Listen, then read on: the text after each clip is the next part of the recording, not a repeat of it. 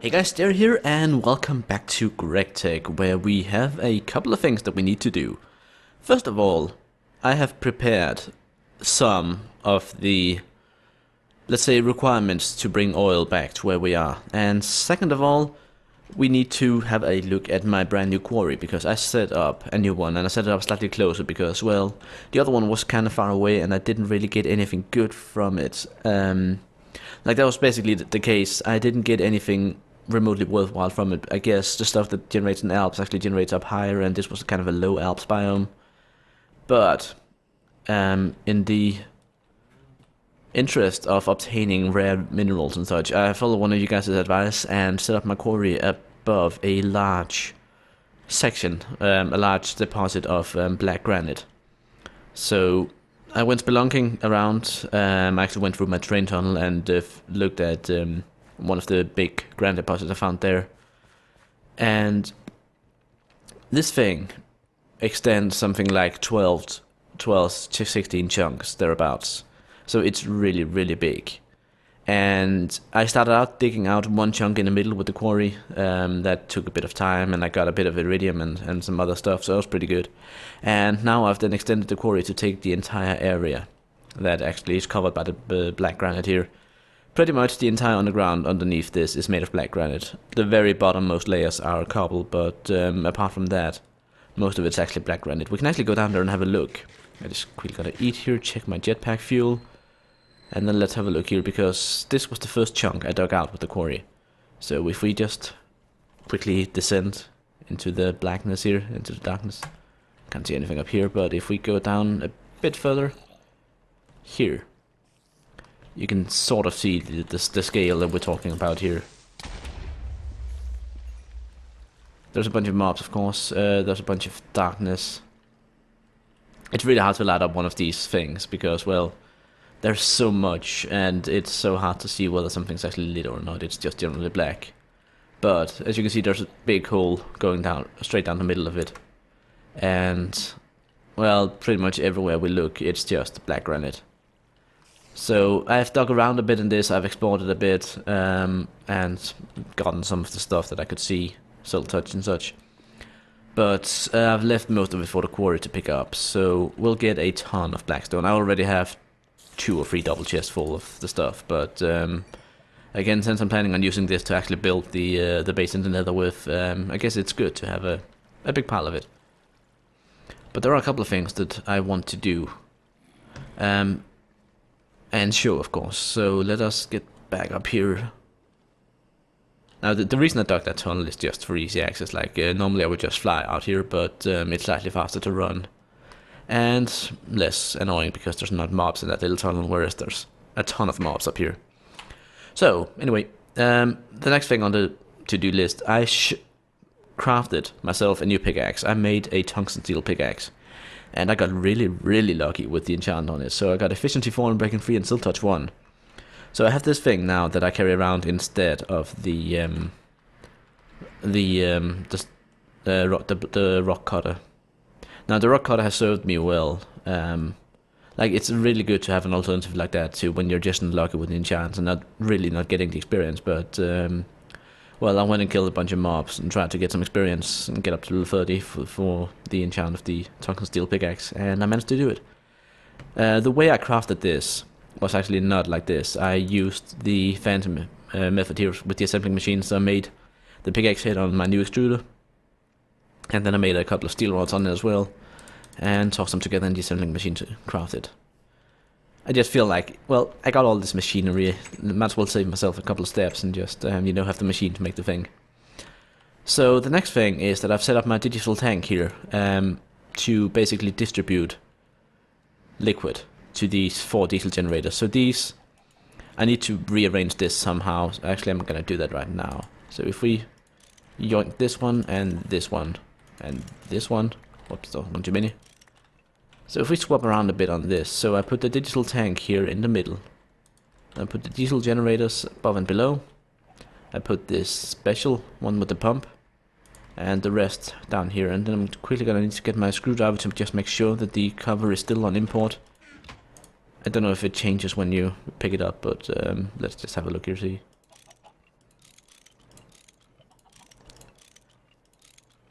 Let's just import. There we go, import into the pipe. So if I put diesel or nitro diesel in this tank, it will distribute it out to these diesel generators. Now there'll be more in this one and this one, but it'll be reasonably even, and I can just toss the fuel in there and don't have to worry about distributing it manually and picking up the cells again. So I figure that's a pretty decent way to burn the stuff. The reason I have 4 of them is that it only burns it at like 10 energy units per tick or 12, so it goes really slowly, so you don't get a lot of power right now out of it. So I wanted to find a way to, you know, get a bit more beef out of the juice, and that seems to be working, so I'm gonna stick with that. Now, it is time for us to take a little trip. I realize I'm probably gonna have to go back and pick up a bunch of stuff. If that happens, I'll skip past, but for now, I just want to finish showing off what's happened. So, if we take a little trip here. First of all, the nuclear reactor. I don't have a protective gear on, that's really stupid of me. But if I just stand here in the door, I think I should be safe. So basically, I've made a lot of new components here. As you can see, I've made these component heat exchangers, which can, you know, oddly enough, exchange heat between components. I have made a lot more advanced heat vents, and then I have these 4 component heat vents that are rearranged so that they have stuff on all sides. So basically, each advanced heat vents can dispense, I think, 12 heat, and these ones can do 16 because there's it's 4 for every surrounding component, and there's 4 surrounding it. So 16. So these are actually the best, but again, without the other stuff, they're not that useful. And finally, I have a coolant cell in the middle just for safety, but I've tested this reactor. It is perfectly safe. There is no... Like, it's not the most efficient because I don't have these fuel rods next to each other to kind of beef up each other. But if that was the case, I wouldn't have enough heat dispersal to do with it. So, as it is right now, I can disperse the heat easily. So if I turn this on, you can see I've made it produce exactly 512 energy units per tick. This is mostly a role-playing thing. The cables I have are only supposed to be able to handle 512, so anything above that, in my opinion, is wrong to put through them. So until I upgrade the cables, I'm going to have to keep it at this. But it takes a bit of time to just quickly heat up, but once it's reached its sort of steady state, it'll stay there. Like this coolant cell here will stay around 900. And I've tested this for like 5 minutes plus, and it's perfectly stable. So the nuclear reactor has been doubled in output and still works fine. So let me see if I can sneak out here again without getting radiation poisoning. And then let us have a look down here. I'm just quickly gonna take this off because I think it's actually hovering me on the stairs, making me slow. So down here on the rails, I finished setting up the basic system with the boosters. So I have boosters going all the way to the end portal, and then from the end portal to the other, to the desert base with the oil. Now these boosters, I don't think they're close enough together to be able to transport like carts without players in. But I've only tested it with empty carts. I haven't tested it with like tank carts or anything else. So I don't know if it can actually bring back a tank cart. I also don't know if chunk loading is going to be a problem. But we're going to have to look into that. If chunk loading is going to be a problem, we will make a train or something with a chunk loader cart in it, and send that with the. Basically, we'll have like a multi-cart train with a chunk loader in the front, and then have 3 or 4 liquid loaders in the back, or tank carts. So over here, it looks a bit fancy. Basically, I have made a bunch of stuff to this station here to make it efficient, so to speak, or rather to prepare it for use for in the future. First of all, I have this lever here to completely disable the station. So if I pull this station gets ignored by all carts. But secondly, I have, if a tank cart comes in, it will never stop here. Like a tank cart will ignore the station. That's what these little things here are for. These are detectors, and you can set them to only detect certain tanks with certain contents or certain amounts of stuff in them. And then down here I have a little bit of redstone. This is a pulse extender. So these send a very short pulse when a tank passes over them. It gets extended here so that this junction over here changes direction until the cart has passed and then switches back again. So tank carts will completely ignore the end portal here. That's the whole point of it. And from what I can tell, it works. So basically, if I want to leave the station and go back home, I need to disable it completely. But that's a temporary measure. I'll figure out something. But let us enable it and then actually go to the desert outpost here. Just so you can see the final track. As I mentioned, I powered all of these with levers rather than redstone torches. I figured I might as well save the redstone. Again, I'm sure that at some point I'm going to have so much redstone I don't know what to do with it, but for now I'm still getting a lot of ruby dust, and I'm going to need a lot of ruby dust to make the energium dust for stuff like the fiber optic cables and that sort of thing. So yeah, I'm trying to be a bit resource aware, as you know, but yeah, we'll see. Anyway, we are almost at the desert outpost here. You can see the mine shaft above me, well, on the minimap, with lots of little branches and a little dungeon and a bunch of other stuff. And then over here we have the incline to get up. Now, of course, climbing up stuff like this takes a lot of boosters, but yeah, I could also have gone for the elevator tracks, but I figured the boosters were better or more interesting, so I had them in my hand. Okay. Anyway, the plan is to convert this into some sort of oil loading station, and then we're gonna have a pump set up over here into a temporary holding tank, which goes into a liquid loader, which goes into the tank carts, which then sends off the tank carts once they're full. They go back to my base, become unloaded into unloaded into the other iron tank or steel tank I have there, and then the empty tanks get sent back here and repeat. That is the point, the purpose. That's the hope. But again, chunk loading most likely going to be a problem, so we're going to have to basically make a world anchor cart. I think there is one. Yeah, personal anchor, admin anchor, and anchor cart. Yeah, you just toss world anchor in a cart. Pretty simple. And then yeah, we'll basically just have to hook them together with the crowbar and hope that it works. Of course, we're gonna have to design the stations to actually deal with the trains, but yeah, that should be doable. So anyway, let us get back home, and then once we're back home, we can start making some of these machines and other things that we actually need to make the system. So I'm gonna skip ahead because you guys don't need to see the journey again.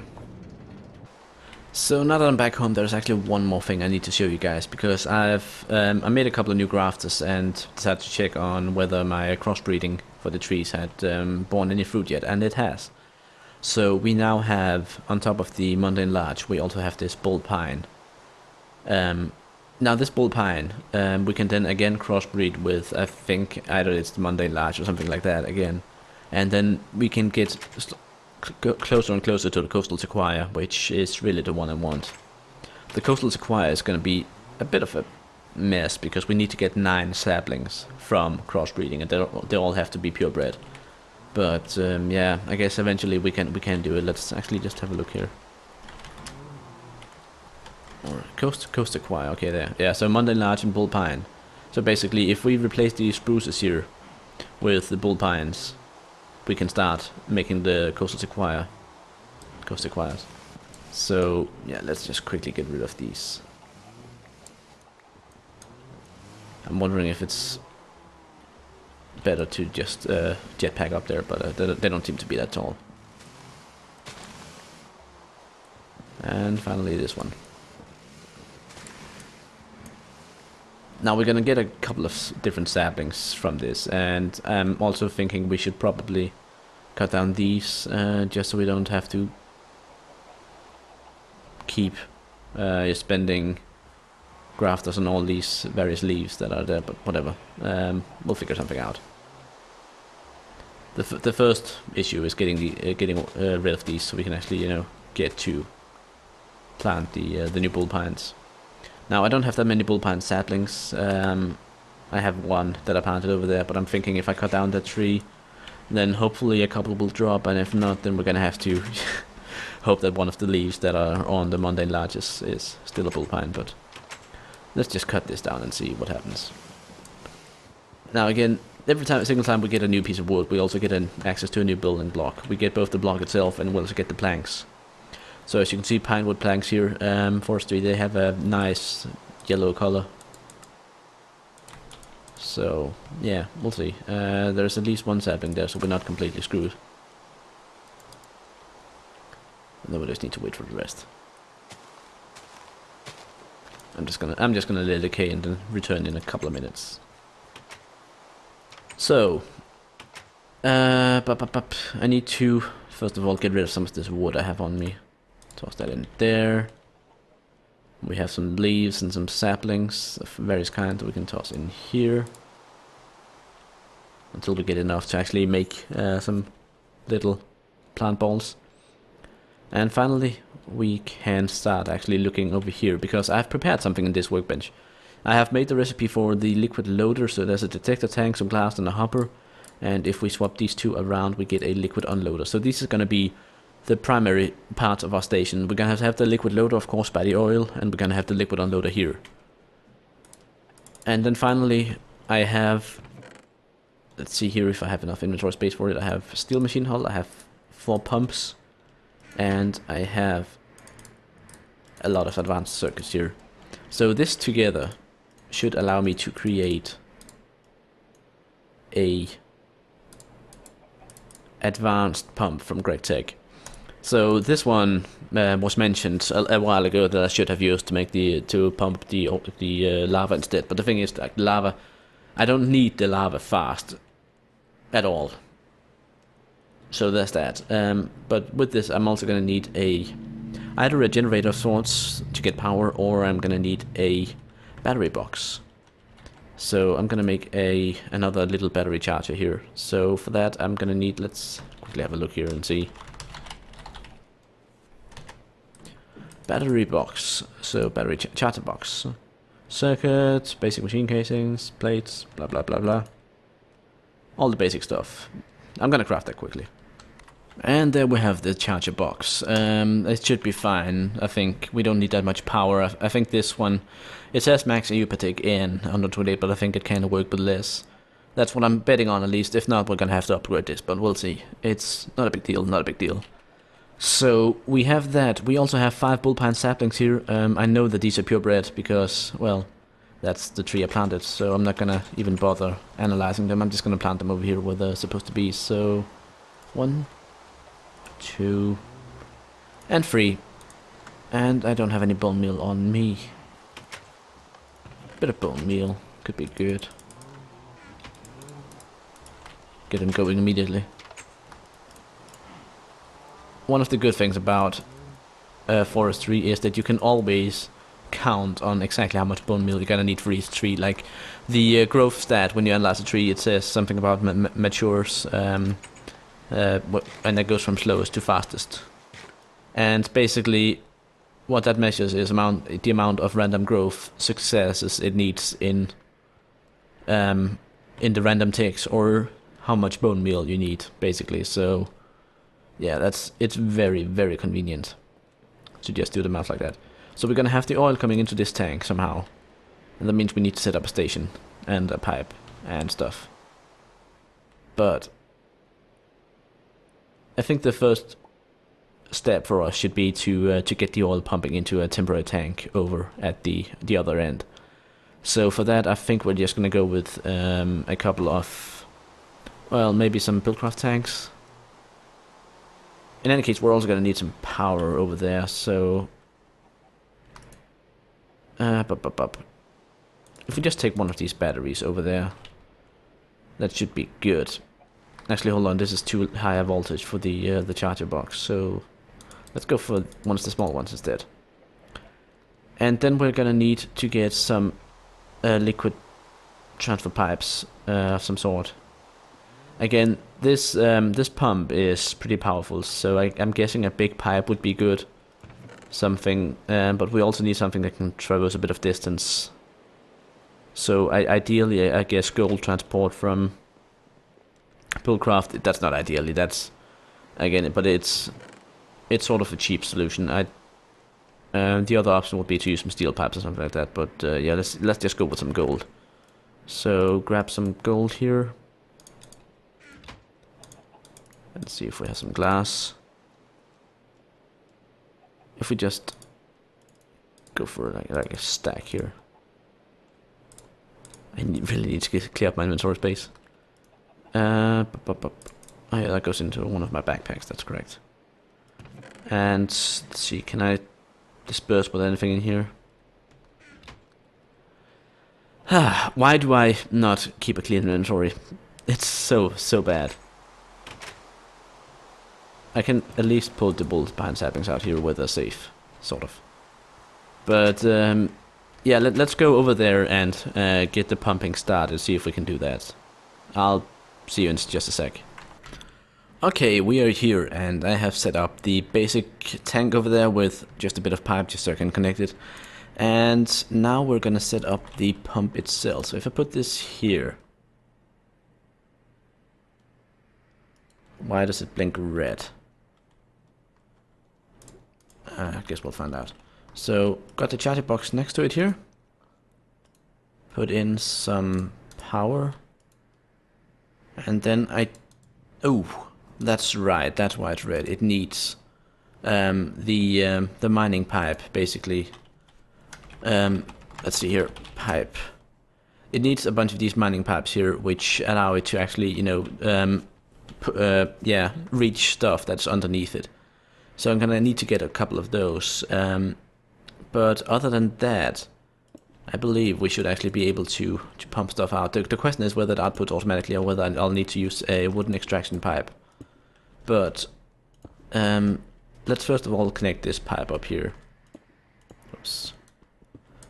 And then I'm quickly gonna go back and get some mining pipe, and then before I end this episode we will have oil flowing. That's a promise.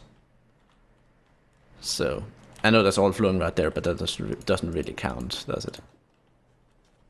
So let's get this one, and we need one more in this direction here. There we are. And whoops, there we go. We got pipe all the way to the tank. Now I decided to just make one big tank here so it's easier to empty out of as well. And then in terms of the liquid loader, we're gonna have a little pipe coming out from underneath and then up to a liquid loader or something like that. I don't know if you can pump out the side of these things, but we'll see. In any case, once we get the oil into this sort of tank here, at the very least we can pick it up with cells to bring back manually, if that's the way we're gonna go with it. But for now, I'm gonna go back and get some mining pipe, and then we'll see if we can get this thing flowing. And it's a beautiful morning. We are back with the pipe. It's a bit annoying that I have to go back and forth like that, but hopefully once we actually have this set up and we know how everything works, we can do this much easier next time.